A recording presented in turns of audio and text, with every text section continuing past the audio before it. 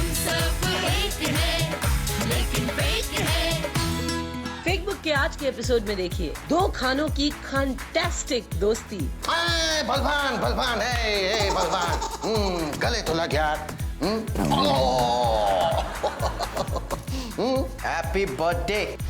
एक एनजीओ के डेडिकेशन की हद। पर यूक्रेन में जो लोग पिज्जा खाते हैं वो बेचारे रोटी कैसे खाएंगे, वो भी सूखी रोटी। Truth behind the advice of सच्चा दोस्त। नहीं भाई तू रो मत, तू आत्महत्या कर ले। मिस कविता के रिश्ते के लिए आया लड़का नंबर 1। मतलब फादर हलवाई है, मदर मेहंदी लगाती हैं और आप कुछ नहीं करते हैं। हम सब एक हैं, लेकिन फेक है।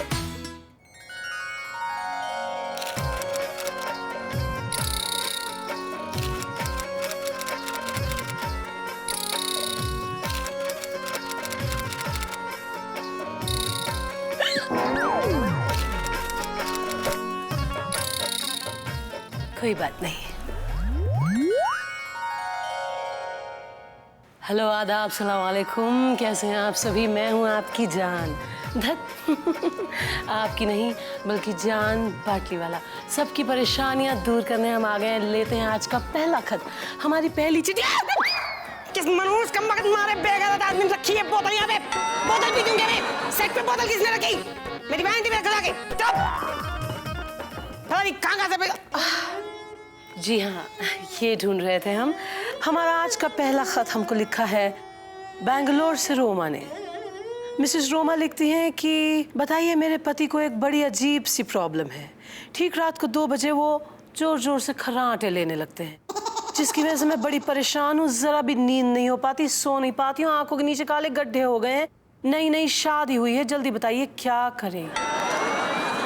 रोमा जी, आपकी जो ये समस्या है, इससे मेरा बड़ा करीबी का राब्ता है। मेरे साथ भी ऐसी प्रॉब्लम घट चुकी है। मेरे जो तीसरे शौहर थे, बड़े हैंडसम गुड लुकिंग, वो भी रात को इसी तरह 2 बजे खर्राटे लेना शुरू कर देते थे। नहीं सोचता था मनहूस मारा कि दूसरे की नींद खराब हो रही है। लेकिन देखिए, बात कुछ ऐसी हुई कि कितना भी इलाज करवाया, कितनी भी मेहनत की, पर उनके खर्राटे नहीं छूटे, तो मैंने उन्हें ही छोड़ दिया। तो आपसे मैं ये कहना चाहूंगी कि आपके जो पहले आपके शौहर भी रात को 2 बजे खर्राटे लेते हैं। कहीं ऐसा तो नहीं कि मेरे तीसरे शौहर या आपके पहले शौहर हो? एक काम कीजिए रोमा जी, आप जल्दी से अपने हस्बैंड का एक फोटो हमारे तक भेज दीजिए। फोटो देखने के बाद ही पता चलेगा कि मेरे शौहर ने कहीं मनहूस मारे, इन्हें दोबारा शादी कर ली, मुझे बताया तक नहीं। तो आपके शौहर की फोटो देखने के बाद ही मैं एक अच्छा सा इलाज बता पाऊंगी। तब तक ना रहिए परेशान, क्योंकि आ गई है जान। कोई बात नहीं। जयप्रकाश जी लिखते हैं कि मैं 52 साल का हूँ। सलाम वालेकुम चचा जान। और मुझे 22 साल की लड़की से प्यार हो गया है। कोई बात नहीं, बहुत मुश्किल में हूँ, उसे अपने दिल का हाल कैसे बताऊं, मदद कीजिए। जयप्रकाश जी, वैसे तो ये उम्र प्यार की नहीं, हरिद्वार जाने की है, पर आप बिल्कुल सही जा रहे हैं। मैं आपको एक बहुत ही कमाल का नुस्खा बताती हूँ, जो मेरे चौथे शौहर ने मेरे साथ ट्राई किया था और माशाल्लाह काफी सक्सेसफुल हुए। वो नामकूल बदतमीज बेगैरत आदमी। तो चचा जान, अंकल जी, रसिया साहब, आप 11 अगस्त को लड़की को, मोहतरमा को कह दें I love you।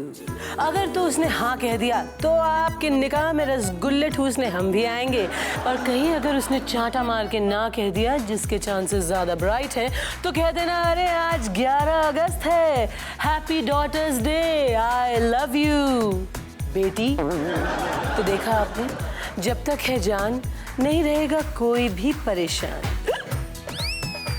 कोई बात नहीं। शर्मा जी, आप ये जो कबूतरों को दाने डालते हैं ना, ये कबूतर आके मेरी गाड़ी पे डिजाइन बना के चले जाते हैं। अब मैं कबूतर को तो कुछ कह नहीं सकता ना, वो बेचारा बेजुबान पंछी है। लेकिन आप तो जरा दूसरों के बारे में सोचिए। सोसाइटी में बाकी भी तो लोग रहते हैं ना, और उनकी भी तो गाड़ी मेहनत की कमाई से, पैसे से आती है। जरा दूसरे के बारे में सोचो। हाँ, तो आप भी तो अपने कुत्ते को गार्डन में टॉयलेट करवाते हो, वो कंट्रोल करो ना, गार्डन खराब होता है। अरे वो बेचारा कुत्ता है। हाँ, तो आप कुत्ते नहीं हो ना, कहीं बाहर लेके जाओ उसको। ये कल्लू भेलपुरी वाले के ठेले पे भी इतना मसाला नहीं होगा जितना मसाला ये पेज 3 में है। कभी आपने नोटिस किया है कि ये जो सेलिब्रिटीज आपस में जब मिलते हैं तो कैसे गले लगते हैं, एयर किसेस करते हैं, कितना रियल होता है? Why you asking me? मुझे क्या पता है इन सेलिब्रिटीज के बारे में? नहीं रियली नहीं। आप देखिए। हाँ, सही है। मैंने अपनी फिल्म बिल वाले उसकी फिल्म के बाद ही रखी है। You know, मैं जब अपनी फिल्में बलवान की फिल्मों के बाद रिलीज करता हूँ तो वो उसमें बड़ी हिट हो जाती है। हाँ, देखने जरूर आना। मैं तुम्हें टिकट्स भेजूंगा। Bye bye bye. बलवान हे बलवान, गले तो लग यार। Happy birthday. Happy new year. अबे थैंक यू बोलते हैं बे। माय बैड कि मैं हर जगह पर अपनी फिल्मों के नाम लेता रहता। लेकिन अच्छा हुआ तू आ गया। कम से कम लोगों को ये तो नहीं लगेगा कि हम दोनों के बीच कोई दुश्मनी है। अगर सच बताओ तो मैं भी इसीलिए आया हूँ क्योंकि झगड़ा हम दोनों के बीच में होता है और प्रॉब्लम बाकी लोगों को होती है। ये मुझे लग रहा है कि हमें झगड़ा नहीं करना चाहिए। गलती मेरी है जो मैंने तेरे गर्लफ्रेंड के बर्थडे पार्टी में आकर तुझसे झगड़ा किया। दरअसल गलती मेरी है। मुझे ही तेरी फिल्म सेट पे आके तेरी हीरोइन के साथ बदतमीजी से पेश नहीं आना चाहिए था। गलती मेरी है। जब तुझे जेल हुई उस वक्त मुझे अपने घर पे पार्टी नहीं देनी चाहिए थी। नहीं, गलती तो तब हुई जब मिस्टर परफेक्शनिस्ट ने उसके कुत्ते का नाम फारूक रखा था। मुझे हंसना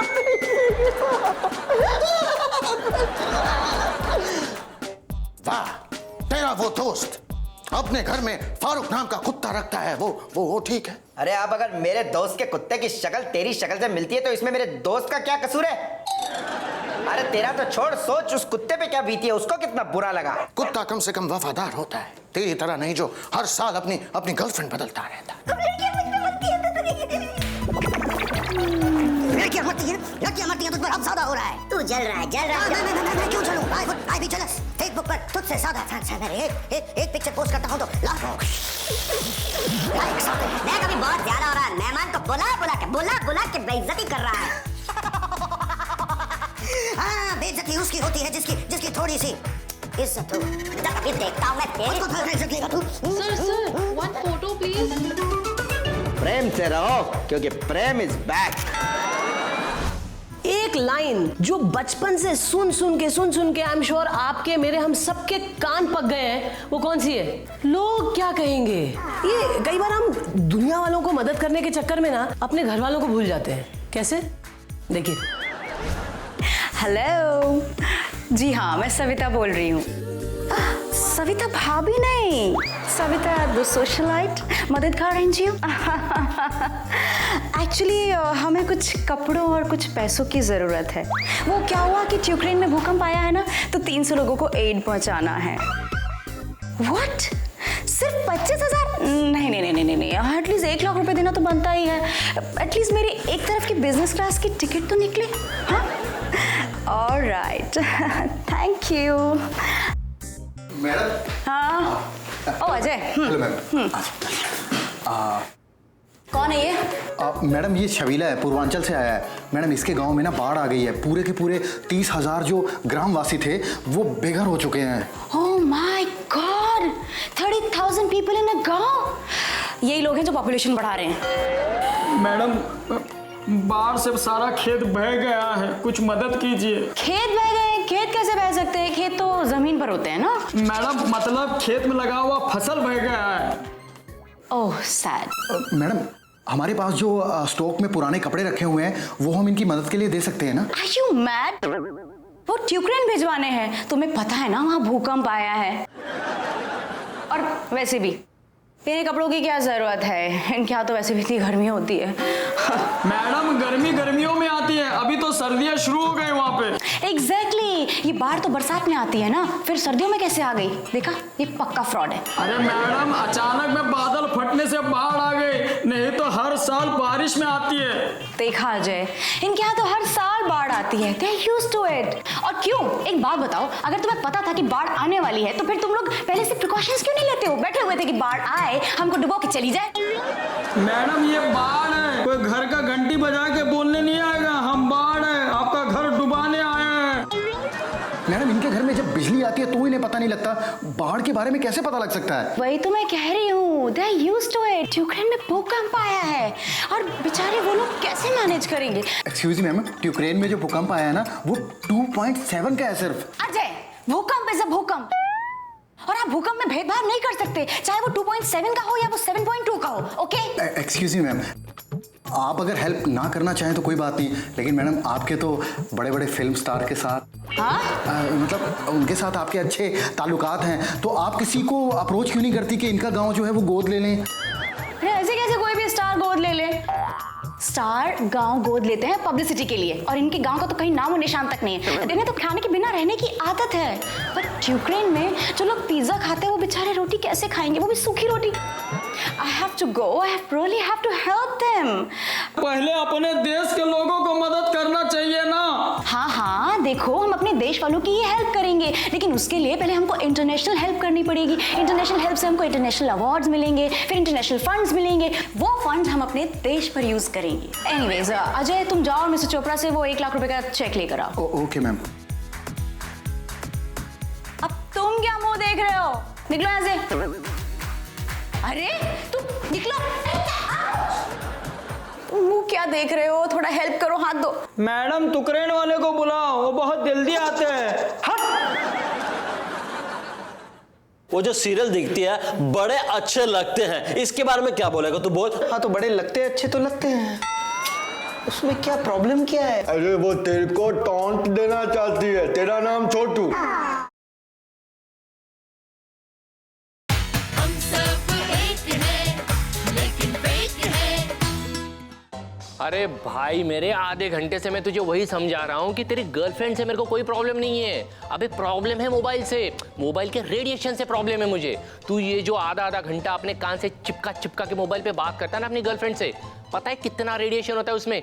और रेडिएशन अपने शरीर के लिए बहुत घातक है। और एक बात, तू रात को सोते वक्त मोबाइल जो अपने तकिए के पास रखता है ना, बहुत घातक है वो भी। अरे भाई मेरे, रेडिएशन की वजह से ऐसी बीमारियां फैल रही है ना जिसका तोड़ किसी के बाप के पास भी नहीं है, समझा तू? अरे भाई तू मुझे 20 मिनट से ज्ञान दे रहा है, तूने सोचा तूने भी अपने कान से फोन चिपका के रखा है? अबे तूने आके देखा है क्या मैंने फोन कैसे पकड़ा हुआ है? मेरा मोबाइल मेरे कान से 2 इंच की दूरी पे है।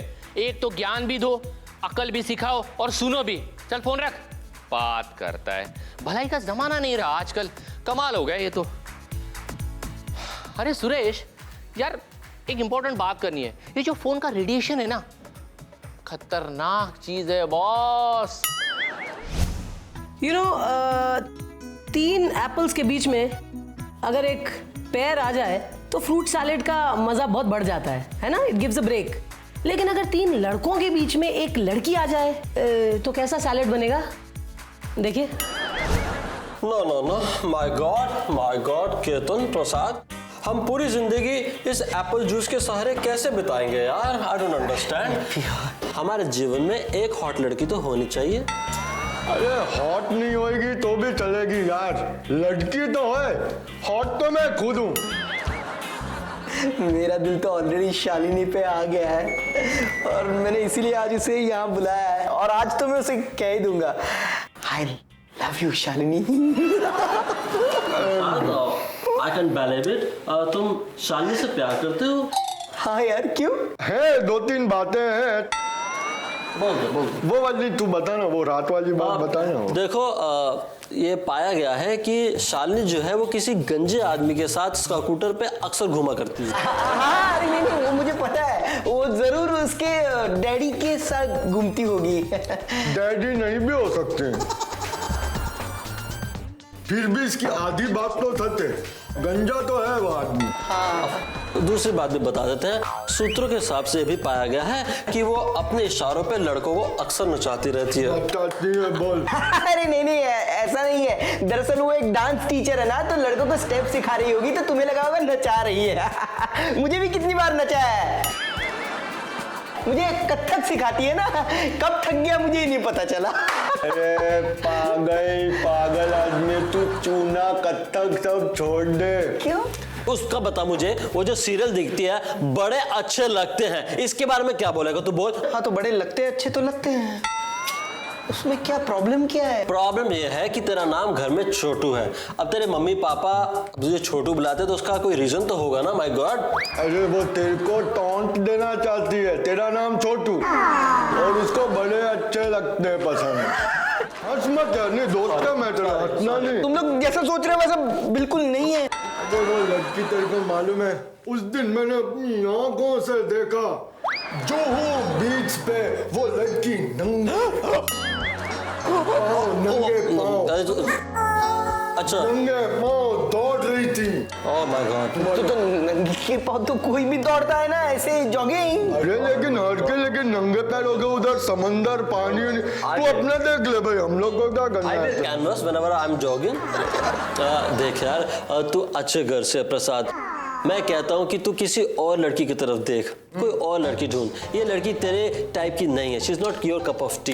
हो सकता है तुम लोग सही बोल रहे हो। मैं शालिनी के बारे में एक बार फिर से सोचूंगा। मैं अपनी माँ से पूछता है लास्ट पे। नहीं भाई, तू रो मत, तू भाई है, तू रो मत, तू आत्महत्या कर ले।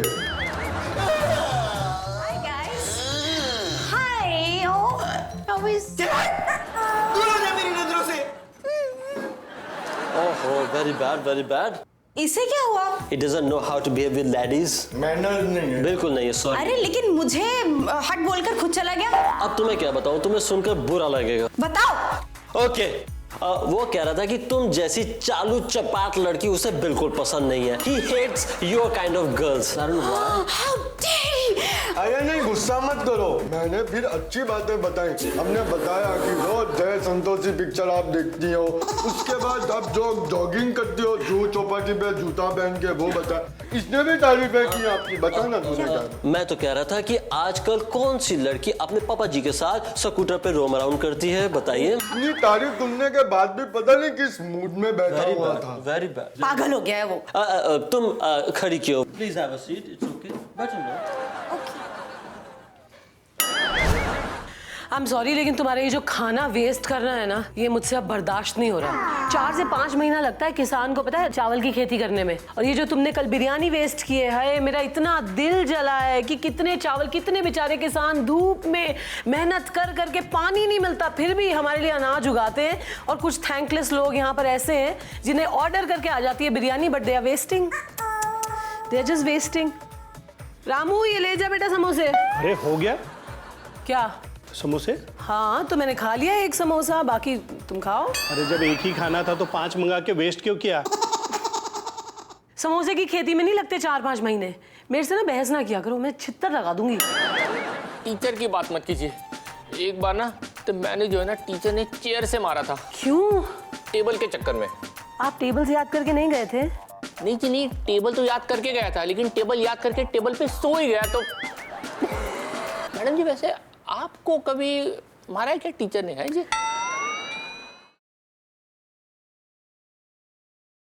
हम सब एक हैं, लेकिन फेक हैं। मैं कभी कभी सोचती हूँ, आपने कितने भी तीर मारे हो, अगर आप शादीशुदा नहीं है तो फिर बिल्कुल इनकम्प्लीट है भाई। और ये जो शादी के नियम कानून है, वो टाइम टू टाइम बदलते रहते हैं। और ये जो नियम कानून है ना, ये अधिकतर लड़कियों पे लागू होते हैं। हाँ सच में, देखिए।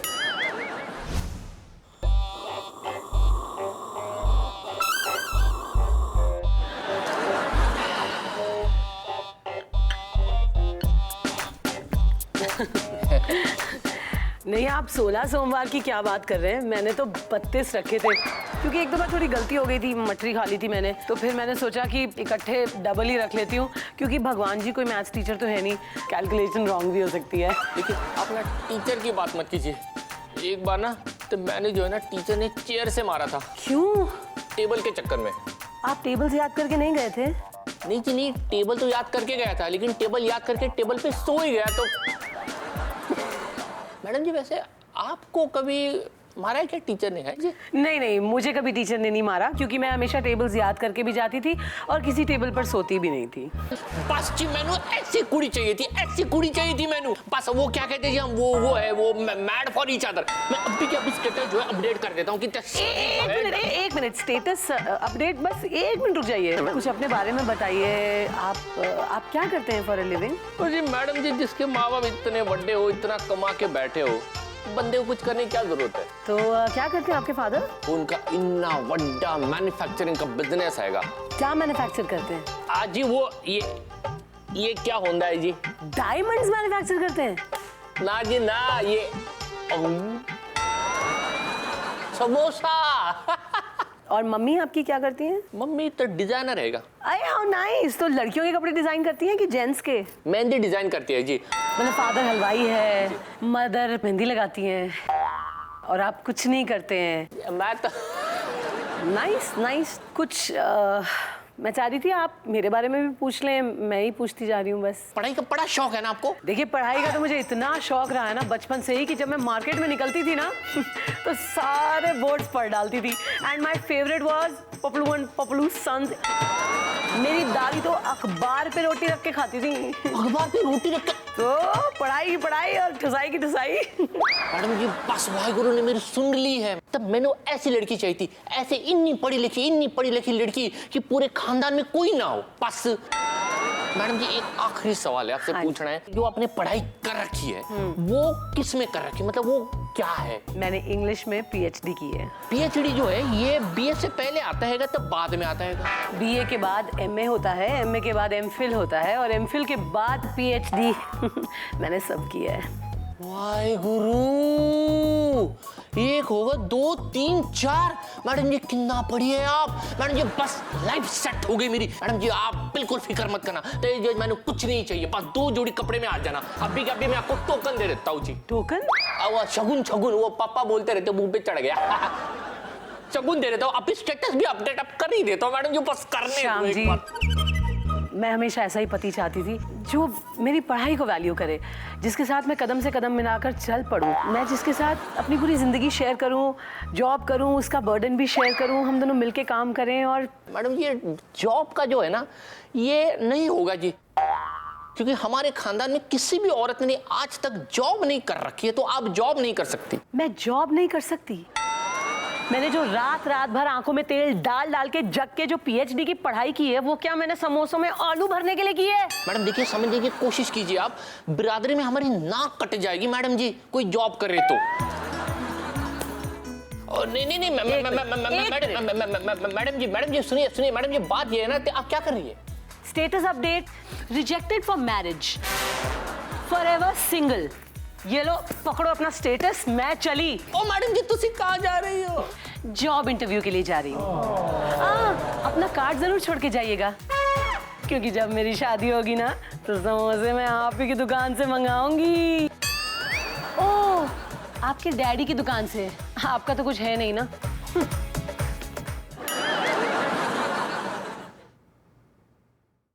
हम सब